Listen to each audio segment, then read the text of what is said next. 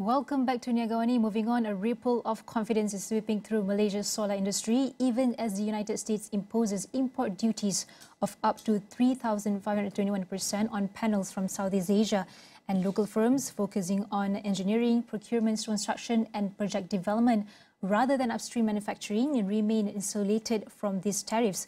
Backed by the National Energy Transition Roadmaps or NETR push towards 70% renewable energy by 2050, domestic demand is surging, major clean energy investments are lining up and foreign investors continue eyeing Malaysia as a regional hub for green growth. Some say challenges still lie in scaling infrastructure, navigating trade dynamics and leveraging Malaysia's ASEAN role. And we are going to take a look at all of it now, and our guest is ready in the studio with me right now, which is Koh Chuan Zhen, the Group CEO and also co-founder of Plus X Energy. Thank you so much for joining me, Chuan Zhen, this morning.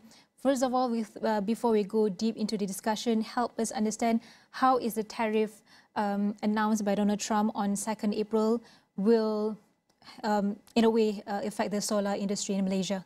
Yeah. So for this President Trump, this announcement really bring a lot of different impact. So I would like to say, if for this solar industry globally, actually since 2 years back, they're already facing the challenge of the supply actually is over the demand. That's why since last year, before Trump, they increased the tariff. For most of the manufacturers, actually right now, I would say majority of them, they are from China. They have already reduced their production line and also have some of like layoff to lower down their production in order to make sure the solar panels on the demand side and on the supply side is about the same. Because in the past few years, actually the solar price dropped a lot. That's why I would say this year onwards, actually beginning of this year, before the Trumps, they announced this tariff hike, actually the price has already slightly increased. So right now, after the President Trump has announced for the tariff rate, what we will see is the reductions of the productions from a solar panel globally. This gap is bigger, or if let's say all the solar panel couldn't import to the US market, the gap is bigger. So which gap is bigger right now, it will be mainly, we'll see how will this impact on the global solar industry in terms of the raw material price and also solar panel price. And for what we forecast and also for what we see is, since the production has already reduced, however, definitely US is quite a big market. Okay. But I believe for most of the manufacturers, they will be able to, mainly from China, they will be able to react and also to ensure maybe the solar panel price, it will be remain or maybe slightly increase, but it won't really like further drop further like what happened before, because this is some kind of the risk control that most of the manufacturers globally, they have already foresee. So if we back to Malaysia, what happened in Malaysia for the whole ecosystem? For upstream, definitely we all know Malaysia used to be the world's third largest manufacturing country who produced a lot of solar panels. Yeah. But since last year, we see there's a lot of these, couple of them, the Chinese manufacturer who set up factory in Malaysia, they've already moved up from Malaysia. It's because they found there's not much difference if you made in Malaysia or made in China. Every one of them, actually, they will get impacted by the imports of the tax. Correct. And if, let's say, they import to the US market. So that will be mainly impact on the Chinese manufacturers, those manufacturers who are mainly on the Chinese, they're mainly from China. But if we look into Malaysia companies, most of us actually, we are in the value chain of the downstream, which is on the EPC side, project management, and also as a project developer. Okay. Yeah. So on this value chain of players, actually in Malaysia, we are using the product from manufacturers. So I wouldn't see there's much impact over here. It's because if we look into the whole downstream market, it eventually is building on the energy, clean energy infrastructure like solar power plant, battery power plants, and so on. So if you look into Malaysia, this year, actually by mid of the year, ST, which is Energy Commission, Suruhanjaya Tenaga, they have already announced that they will have a tariff adjustment, which means the energy price actually it will go up for most of the energy consumer like 100%. Us. Yeah, so it definitely will increase. At the same time, for the country, we still, right now there's a lot of FDI, foreign investors who are looking into Southeast Asia region, and Malaysia is one of them. So besides data center, there's a lot of other, these different industries that are looking to invest in Malaysia.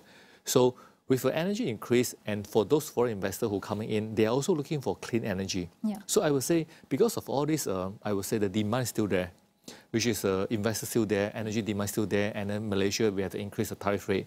So all this situation, actually, it will also still have to, I would say the demand for clean energy is still there.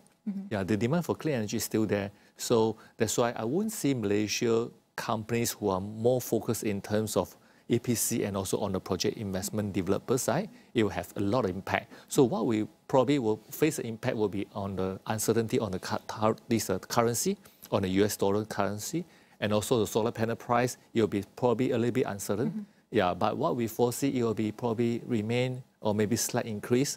Yeah, so that would be the situations. Can you actually forecast about how many percent it will increase? Because we know the demand and the interest for installation of solars to their houses, to our houses, is increasing as well. So about how many percent can you forecast for us? If let's say on the TNB tariff rate, I think it's something which, based on what TNB have announced, we know there will be some certain adjustment there. So I think the best is let's wait for that. Okay. But I think definitely easily for 5% onwards, yeah, that will be the numbers where we will see it will be increased. So I think, however, something good is beside the tariff increase, actually there's an alternative solution, which is on the clean energy side.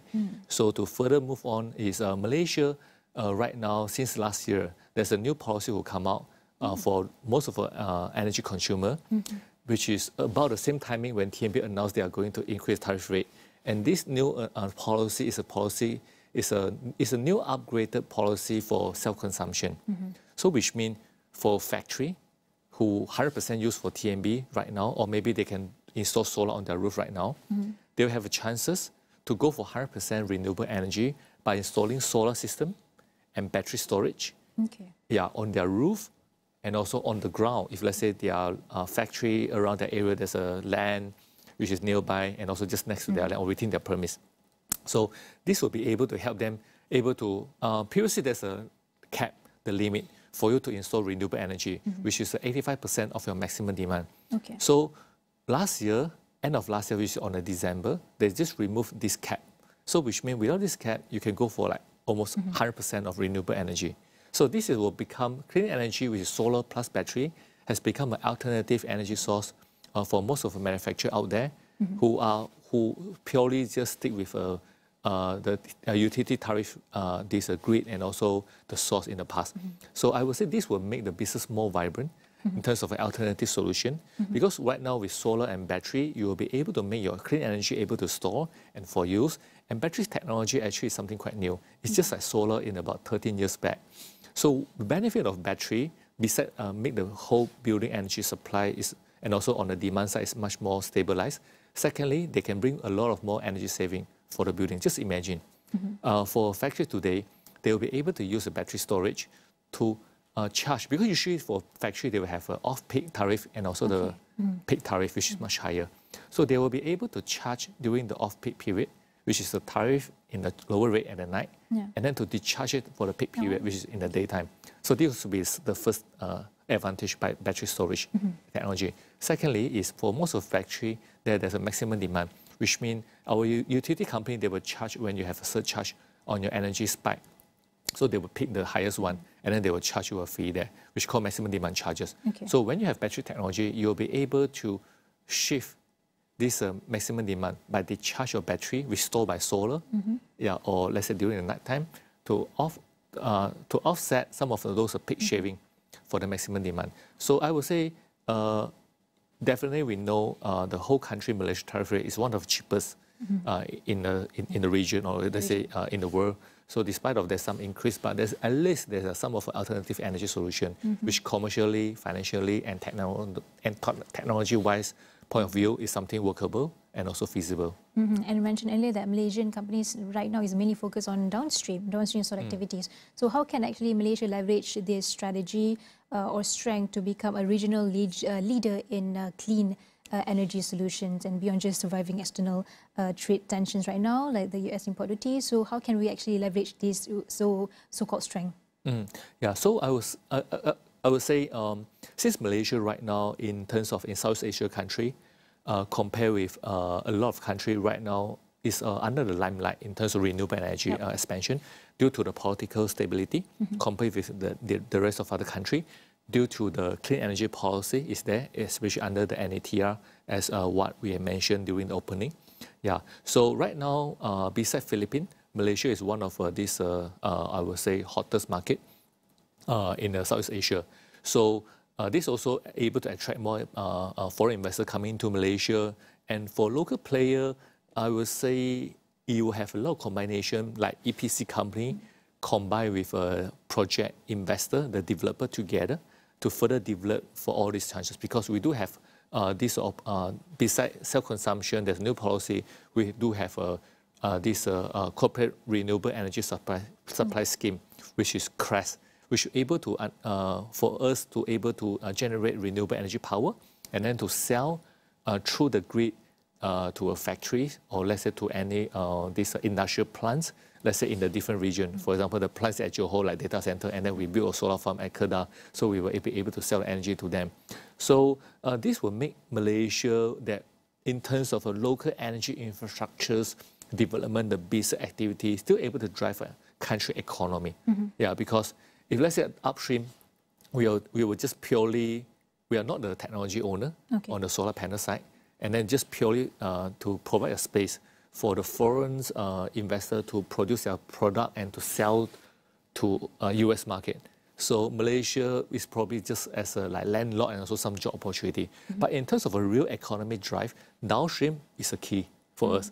And downstream, the strength of Malaysia EPC and as a developer is something what we see able to scale to the different region as well, like Philippines and also like upcoming like Indonesia and some other country. But are there possible other challenges when it comes to regulatory, financial, or perhaps technical that will stand in the way of this mass adoption of solar? And for example, and is Malaysia actually at risk of being used as a transshipment hub to bypass tariffs, and how could this impact the long term of this whole ecosystem of solar? Yeah, so definitely Malaysia will lose some of income in terms of solar panel manufacturers. They will no longer just look for Malaysia. Yeah, so there's a lot of different places which they will look for that. But at the same time, I will see there's a lot of different alternative industrial investors who are looking to set up their factory in Malaysia. Definitely, they were able to fill the gap. So that's on the upstream part. If we do into downstream in terms of how can this Malaysia still able to grow the renewable energy industry without much impact from a US tariff rate, the tariff incidents. Definitely in terms of the policy side, I will say right now Malaysia is much better than before in terms of we have like new self-consumption, we have a NAM there, LSS 5 plus and LSS 6 is all upcoming, and also for CRESS, all this policy is actually there, and also there's a CREAM. CREAM is for residential houses that you will be able just to lease your house out for some corporate nearby your house within this 5 kilometers. You're able to lease your house to install solar and to sell energy to them. So actually this will make the whole energy industry more vibrant and also liberate the whole energy industry. So I don't see much challenge in terms of policy, probably just need to take time to implement it, and also the authority in terms of approval, how to streamline the whole approval process, that will be the key. Technology-wise, Malaysia, in terms of country grid, we can absorb about 12 gigawatt of solar energy. So in the first half, which is 6 gigawatt solar energy, it's just purely solar energy itself. For the second half of a 6 gigawatt solar energy, we have to come with solar and battery. This is for the grid stabilization, for the country national grid security, because if you just purely rely on solar, it all depends on the weather, so your grid in terms of energy demand and the supply side, it will be not stable. So with battery storage there, right now this is the demand, and definitely there's a lot of detailed engineering and regulation stuff with something that we have to do. So for example, Plus Energy, we are doing the first battery energy storage solution at the solar farm site. That's the first one that connect to the utility grid. So definitely we have to go through like with energy commissions, with TMB, to make sure the whole grid in terms of design and also testing commissioning for the grid injections is something they're able to provide the stability injection and the connection to the grid level. So I will see more projects like what we are doing right now. It will keep on coming, and probably I will put a year, probably about 12 months to 18 months as a learning period for most people to adopt and get used to solar. This is battery storage. It's just like solar energy happened in about 13 years back. So once this stabilizes in terms of engineering requirement, definitely it will standardize in terms of product requirement, and also let's say like bomb safety requirement in terms of fire hazard. How can we minimize it? It will be stabilized. So I will able to see all these things like battery energy storage as a new technology. It will be able to scale and also getting more common, even though to the household area as well. Yeah. So on financial point of view, definitely right now for battery energy storage investment, and also plus solar together, the payback period, it could be slightly longer, probably like about 5 years, or maybe some can be like about 7 years. Yeah, I mean, when you have a tax incentive, maybe you can be about like 5 years for a payback period. So definitely right now, I will see along the years when the this economic scale and also when the this battery energy storage price become cheaper, definitely you were able to reach like what solar able to achieve today, like about within 3 years, there will be a payback period. Yeah. So I'm quite positive in terms of looking into this because we have went through this cycle in 13 years back when we deploy solar as a new technology for the whole market. So right now, at least there are some excitement for the whole industry to embrace a new technology. Now we're more prepared, I can say. Yeah, I would say definitely we are more prepared because we went through that before in terms of infrastructure, in terms of regulations, in terms of engineering know-how. We are all there. I mean, this is a very interesting conversation to talk about, but unfortunately, we only have 1 minute left. And perhaps before we end this discussion, like I mentioned earlier, Malaysia has among the lowest tariff imposed, which is 24% among other countries in the same region. But what if in the future the tariff rate is prolonged and at the same time is increased, perhaps? So, what can you say about that on the future outlooks?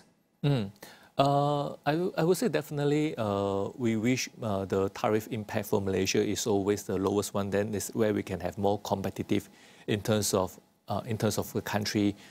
We can attract more FDI, or even though for made in Malaysia that we are able to impose to the rest of the country. So I would say it's really important still for us to really select like which industry to focus. Yeah, which industry.